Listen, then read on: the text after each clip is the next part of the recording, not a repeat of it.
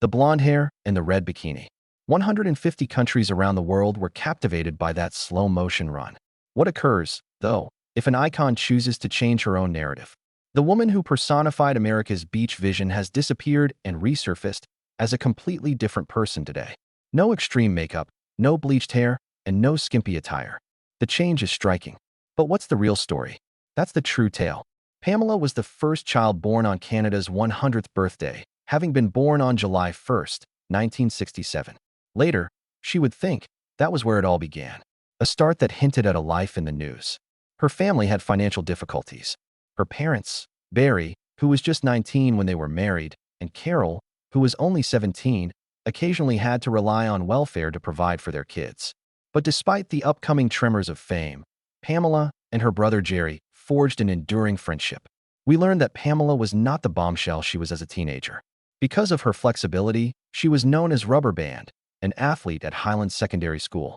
She had braces on. She fought against her fears. Her dream for her yearbook? The phrase "to be a California beach bum" would turn out to be ominous. A 22-year-old Pamela watches a BC Lions football game on the stadium Jumbotron in August 1989. The throng erupts. A celebrity is born in that explosive instant. She was signed as a Blue Zone girl by Lubance Beer. Playboy gave a call. She was on their cover by October. The issue performed well above normal, with 1.6 million copies sold. She made a permanent transfer to Los Angeles. From small-town girl to worldwide fantasy, the metamorphosis had already started. She would subsequently tell reporters that fame may be a curse when it comes to one thing. 1992, following little jobs on television, permanently shaped her. Something explosive occurred when Pamela joined Baywatch as lifeguard CJ Parker. Over 1.1 billion people saw her sprint on immaculate beaches in 142 countries by 1996. 44 languages transmitted her image. There was harsh discipline behind that fame. Rigorous exercise to keep up the body that became the norm for beauty worldwide. However, as CJ Parker rose to fame, something was going wrong with the actress who played her. Character and creator were becoming less distinct. At first, Pamela only made $1,500 per episode of Baywatch, even though it went on to become the most watched show on television. She eventually negotiated to $300,000 per episode, but ownership rights were never obtained. She now only receives $4,000 a year from its worldwide replays. She left her turbulent marriage to Tommy Lee in 1997 while expecting her second child. The magic had disappeared along with her, yet the show went on until 2001.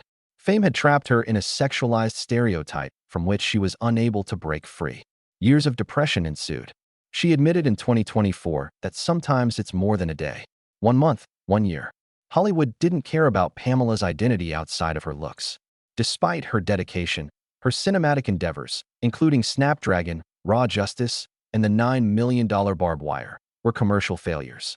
She faced unspeakable personal suffering, a miscarriage, and health issues during Barbed Wire in silence. She continued to work despite everything, telling the media that it was just unfortunate timing. Then the decade-defining scandal struck. Online sales of a private recording taken from Pamela and Tommy Lee's house brought approximately $77 million. Not a single dollar was given to Pamela. She later claimed that it was stolen goods. Two lights, boys Dylan and Brandon, appeared in the middle of this confusion. Later, Brandon would assist his mother in reclaiming her story by producing the 2023 Netflix documentary about her. Dylan paved his own way in both music and fashion. Her marriage to Tommy Lee ended due to domestic abuse in February 1998. The hardest, lowest, and most challenging time in her life, according to her, was during this time. Alongside personal turmoil, the following decades saw a reinvention in the workplace. She starred in and co-created 4 seasons of VIP. She made a famous cameo in Borat, voiced Stripperella, and starred in Scary Movie 3. Her love life made headlines for years. Marriages to Rick Salomon, a poker player, and Kid Rock, twice. A relationship that ended with unsettling accusations with French soccer player Adil Rami, and a little more than a year-long epidemic wedding to her bodyguard. Her funds collapsed in the meantime. Due to tax liens and unsuccessful business endeavors, her estimated $70 million fortune shrank to about $5 million. Then the surprising renaissance arrived. Pamela Anderson made her Broadway debut as Roxy Hart in Chicago in 2022, when she was 54 years old. She said that she was afraid. I jumped right in even though I had no idea if I could act, dance, or sing. January 2023 was a turning point. In addition to the Netflix documentary Pamela, A Love Story, which received an astounding 96% rating on Rotten Tomatoes, she also released her self-written biography, Love, Pamela. The final showgirl, her crowning creative triumph, followed. "This might be my only chance," she informed the cast, portraying a Vegas star facing the end of her career. After being objectified and undervalued for decades, she gave her all during that performance.